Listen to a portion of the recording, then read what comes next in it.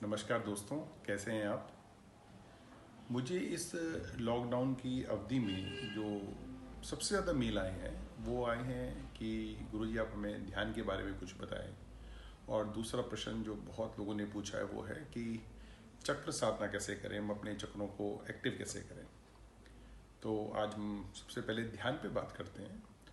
जो ध्यान करने की प्रक्रिया है वो एक बड़ी सरल प्रक्रिया है, मतलब इसमें कुछ भी आपको कोई अलग से कुछ नहीं करना पड़ता। आपने केवल ये ध्यान रखना है कि जब आप सांस लें तो एक तो आपका मुंह बंद हो, आप अपनी नासिका से सांस लें। आप जो सांस है केवल नाक से लें और उस अंदर आती हुई सांस को आप बहुत गौर से महसूस करें। देखिए कि सांस जो आपके नाक के दो द्वार हैं, जब सांस वहाँ पर आ रही है, सांस उन नाक द्वारों पे टकरा रही है, वहाँ से अंदर जा रही है, तो उसको बहुत गहराई से, बहुत तल्लीनता से महसूस करिए।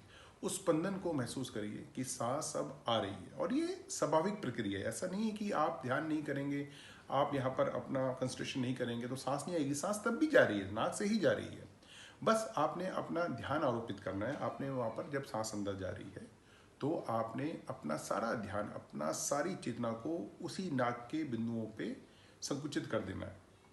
और इसी के साथ आपने इसी प्रक्रिया में ओम का शब्द का उच्चारण मन के अंदर करना है। इस उच्चारण को आपने इस प्रक्रिया के इसके ऊपर आरोपित कर देना है। यानी जब आप सांस अंदर गहरी जा रही है तो आपके मन में स्वतः ही ओम शब्द का उच्चारण आपके मन में होना चाहिए।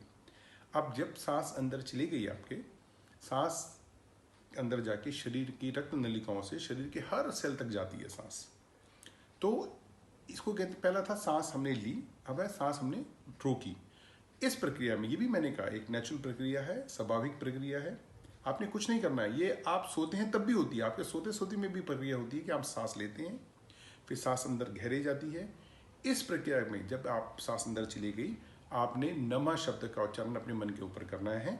यानी इस प्रक्रिया में नमः शब्द का उच्चारण आरोपित कर देना है। जब आपने सांस ली थी, आपने सांस को अपने नाक के नासिका के छिद्रों पे महसूस किया और आपने मन के अंदर ही ओम बोला। जब सांस शरीर के अंदर प्रवेश द्वार से, नाक के प्रवेश द्वार से अंदर चली गई तो आपने नमा, इसको हम कहते हैं सांस को रोकना। और तीसरी प्रक्रिया है इसी में, अब अगेन ये प्रोसेस है पूरा कि अब सांस वापस बाहर आएगी उन अणुओं से, उन सेल से सांस वापस आपकी नासिका के द्वार से ही वापस आएगी। इस प्रक्रिया में आपने अब तीसरा शब्द जोड़ना है, तीसरा मंत्र जोड़ना है, वो है शिवाय। तो ये पूरा बना ओम नमः शिवाय। यानी जब आप सांस खींच रहे हैं अंदर नासिका से, उसको महसूस करते हुए साथ में मन में ओम बोलिए। जब सांस थोड़ी देर के लिए अंदर रुक रही है और ये सेकंड के अंदर घटना होती है तो नमः, और जैसे ही सांस आपकी नासिका छिद्रों से वापस बाहर जा रही है तो शिवाय। जैसे मैंने कहा ये स्वाभाविक प्रक्रिया है, सोते सोते में भी प्रक्रिया चलती रहती है। बस आपने इस प्रक्रिया में ओम नमः शिवाय इस मंत्र का आरोपण कर दिया। तो अब जो ये नेचुरल प्रोसेस थी, जो ये स्वाभाविक प्रक्रिया थी, अब आपकी ये ध्यान की प्रक्रिया बन गई, क्योंकि अब आप इस पर ध्यान दे रहे हैं। और धीरे धीरे जब आप इसको प्रैक्टिस करते रहेंगे शुरू शुरू में मुश्किल लगेगा, क्योंकि आपको क्योंकि सांस तो अपने आप चल रही है। इसलिए आपने देखा हम सांस जो है लेते नहीं है, सांस चल रही होती है। क्योंकि अगर हमको सांस लेना पड़ जाए तो ये बहुत मुश्किल काम हो जाएगा। रात को सोते सोते आप भूल जाएंगे कि सांस भी लेनी थी। तो सांस हमेशा चलती है, तो ये चल रही प्रक्रिया है। इसमें जो आपका काम है वो है कि ओम नमः शिवाय इन उच्चारण का उसके ऊपर आरोपण करना। कि जब आप सांस ले रहे हैं तो ओम, जब थोड़ी देर सांस रुक रही है तो नमः, और जब आप सांस छोड़ रहे हैं तो शिवाय। आप इस प्रक्रिया को करते हैं। अच्छा, ये प्रक्रिया चलती रही है, ओम नमः शिवाय आपको करना पड़ेगा, तो इसको हम कहते हैं आप जप कर रहे हैं। पर जब आप अभ्यास करते रहेंगे, निरंतर अभ्यास करते रहेंगे, तो ये ओम नमः शिवाय भी स्वाभाविक हो जाएगा। जैसे सांस का आना, अंदर रुकना, बाहर आना स्वाभाविक है, ऐसी इसी के साथ साथ आपका ओम नमः शिवाय का जाप भी स्वाभाविक हो जाएगा। और तब हम इस जाप को अजपा कहते हैं कि अब आप इसको सोच समझ के बलपूर्वक हठात संकल्प से नहीं बोल रही, अपने आप चल रहा है। कि आप सांस ले रहे हैं ओम है, आप सांस रुक रही है नमः है, और सांस छोड़ रहे हैं शिवाय है, तो आपकी जिंदगी भर ओम नमः शिवाय चलता रहेगा। तो अब जब आपने सांस की प्रक्रिया में ये ध्यान की प्रक्रिया जोड़ दी, तो इसको हमने ध्यान की प्रक्रिया का, इसका एक जो सबसे ज़्यादा इसका आपको अनुभव है, सबसे ज़्यादा इसका जो आपको लाभ मिलेगा कि जब एक अवस्था के बाद, मैंने इससे पहले कहा कि जब आपका मंत्र जपा से अजपा हो जाएगा जब आप इसको इसके साथ जोड़ेंगे, क्योंकि आप इस मंत्र को उस प्रक्रिया से जोड़ते हैं जो प्रक्रिया पूरी जीवन वर्ष चलती रहती है। लेकिन जब ये प्रक्रिया बंद होगी, यानी जब हमारी मृत्यु हो जाएगी, तब इसको मृत्यु नहीं कहेंगे। अगर आपने इस पर ओम नमः शिवाय का आपने इस पर जपा कर लिया तो ये मृत्यु फिर आपकी समाधि हो जाती है। तो ध्यानी आदमी ही बाद में समाधि में प्रवेश करता है। दूसरा लाभ कि जब आप इस प्रक्रिया के साथ, श्वसन प्रक्रिया के साथ ओम नमः शिवाय जोड़ लेते हैं और ये आपका अजपा हो जाता है, तब आप ध्यान करते नहीं हैं, तब आप ध्यान में होते हैं। ध्यान करना एक संकल्प का काम है कि चलो मुझे ध्यान करना है। अब आपको सांस तो ले रहे हैं, पर आपके साथ उसमें ओम नमः शिवाय बोलना है। पर जब ये अपने आप ही ये इतना ही स्वभाव आपका हो जाएगा, आपका जैसे स्वभाव सांस लेना छोड़ना है, ऐसी स्वभाव इस सांस के साथ ओम नमः शिवाय हो जाएगा, तो आपका जपा का जपा हो जाएगा। तब आप हर समय ध्यान में होंगे, फिर आपको ध्यान करने की जरूरत नहीं है। तो दो अलग अलग बातें हैं, ध्यान करना और ध्यान में होना। तो जो योगी लोग होते हैं, जिन्होंने इस मंत्र को सिद्ध कर लिया, जिन्होंने इस मंत्र को जपा से अजपा कर लिया है, वो हमेशा ध्यान में ही होते हैं। और ध्यान के बाद जब वो मृत्यु की अवस्था आती है, तो वो ध्यानस्थ मुद्रा से समाधिस्थ मुद्रा में जाते हैं, उनको समाधिस्थ हो जाते हैं।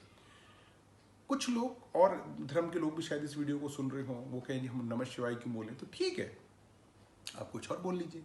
क्योंकि जो इस सांस की प्रक्रिया ये 3 भेदों में है, सांस अंदर जाती है, सांस रुकती है और सांस बाहर आती है। इसलिए मैंने उसको 3 मंत्रों में बांटा, ओम नमः शिवाय। किसी को और मंत्र लंबा लगता है, क्योंकि जब आप शुरू में प्रैक्टिस करेंगे तो आपकी सांस बहुत छोटी होती है, धीरे धीरे आपकी सांस गहरी और लंबी होती चली जाएगी। तो आपको लगेगा कि आप नम ही नहीं बोल पाते और आपकी सांस छूट जाती है। तो आपको ये मिले शब्द बड़ा हो गया, तो आप शी वा या ये भी कर सकते हैं कि गहरी लेती हुई सांस में शी, रोकी हुई सांस को वा और छोड़ती हुई सांस को यो। जैसे मैंने कहा कुछ अन्य धर्म के लोग हैं, तो वो कोई भी 2 शब्द 3 शब्द उनके तरफ, क्योंकि किसी भी धर्म में जो शब्द हैं वो 3 से आगे नहीं गए। अगर साइंस में भी देखें तो इलेक्ट्रॉन, प्रोटॉन, न्यूट्रॉन है। अगर आप धर्म की बात करें तो मैंने कहा ओम नमः शिवाय। अगर हम बात करें अध्यात्म की तो सत्य चित्त आनंद। अगर हम बात करें कला की तो सत्यम शिवम सुंदरम। तो आप किसी भी 3 शब्दों को, कोई भी ऐसे 3 शब्द जिनका कोई धार्मिक महत्व भी हो, आप उसको अपने साथ जोड़ेंगे तो फिर ये ध्यानस्थ मुद्रा भी हो जाएगी। इसी के साथ मैं एक बात और जोड़ रहा हूँ कि जब आप सांस लें तो शुरू में आपको कोशिश करनी पड़ेगी, बाद में ये भी स्वाभाविक हो जाएगा कि जब आप सांस लें तो आपका पेट फूलना चाहिए। जब आप सांस ले रहे हैं तो पेट बाहर की तरफ जाए, पेट फूले, और जब आप सांस छोड़ रहे हैं तो पेट संकुचित हो जाए। ये भी आप शुरू में प्रयोग करेंगे, लेकिन बाद में स्वभाव हो जाएगा। तब इस श्वसन प्रक्रिया के साथ साथ आपकी ध्यान प्रक्रिया भी हो गई और आपकी योग की प्रक्रिया भी हो गई कि अब आप जब सांस ले रहे हैं तो आपका पेट फूल रहा है, और जब आप सांस छोड़ रहे हैं तो आपका पेट संकुचित हो रहा है, पेट अंदर की तरफ जा रहा है। तो ध्यान की यही बहुत मैंने आपको बताया एकमात्र विधि है जो बहुत सरल भी है और बहुत कठिन भी है।